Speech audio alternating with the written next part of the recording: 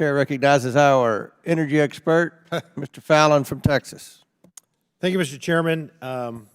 Listen, I don't want to plow over fields that have already been tilled, Administrator Regan, so I'm going to keep things simple. I want to start with just speaking with you, having an exchange philosophically. You would agree that we, and this is real basic stuff, you would agree we live in a representative republic, correct? I'm sorry? We live in a representative republic, Yes. Philosophically. I agree with you. So which do you believe, given a binary choice, should have more legal weight and be held in higher regard? Choices A and B. A, laws passed by Congress, the elected, the folks that are elected by the people, and then signed by the president, so that's choice A. Or B, a rule imposed by unelected bureaucrats. What do you think should have more legal weight and held in higher regard, A or B? I like the system that we have.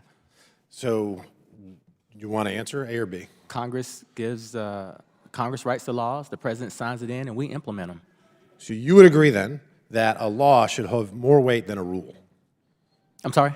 You would agree then that a law should have more weight than a rule and more legal standing? The rules are designed under the auspice of the law. Okay, so we're not going to get an answer. So I think it's obvious. It's not that, binary. Well, I think it's obvious that we are if we're not a rule of law nation, and if the rule of law doesn't prevail, and the laws of rules prevail, then our republic is in dire jeopardy.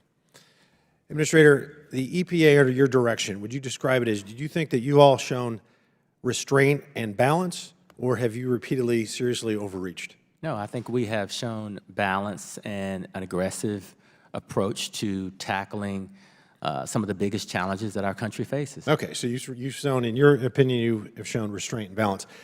What I find interesting about that is that under your tutelage, the EPA has imposed $1.6 trillion of new federal regulatory costs, and those are estimates that your own department has published.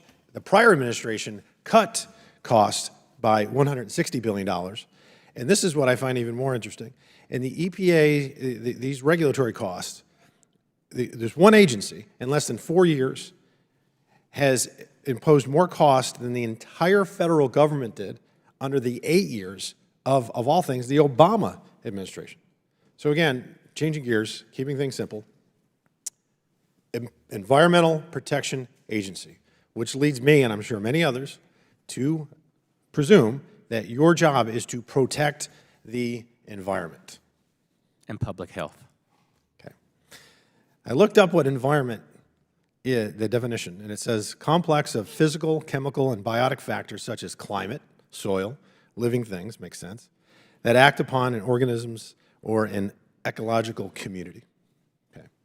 So I'm troubled when, and I did watch the exchange, I wasn't here, but I was up in my office, and I watched the exchange between you and, at the time, Chair Mace, where she was talking to you about an outfit called the Climate Justice Alliance. And of course, I think the things that $50 million is a lot of money. It doesn't have anything whatsoever to do with protecting the environment, free Palestine, to fund the police, those sort of things.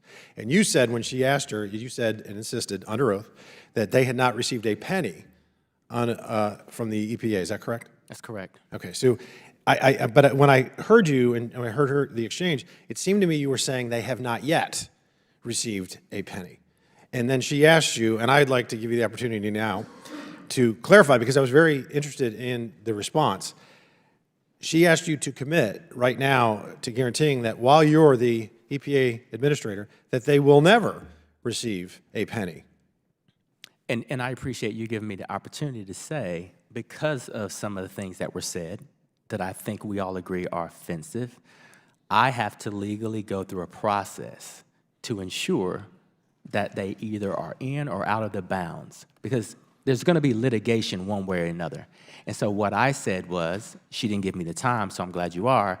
They have not received any money yet. They're going through a very thorough evaluation. They're thorough. Like the things when administrators say robust, I get scared. And we have yet to make that decision. Okay, so you cannot guarantee us that that kind of an outfit, the Climate Justice Alliance, which has nothing to do with protecting the environment, but everything to do with protecting far leftist political fortunes, may actually get that $50 million.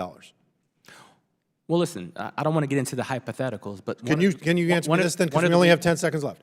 That you would you would agree that you would not like to see an outfit like the Climate Justice Alliance get any money. Can you even at least go that far?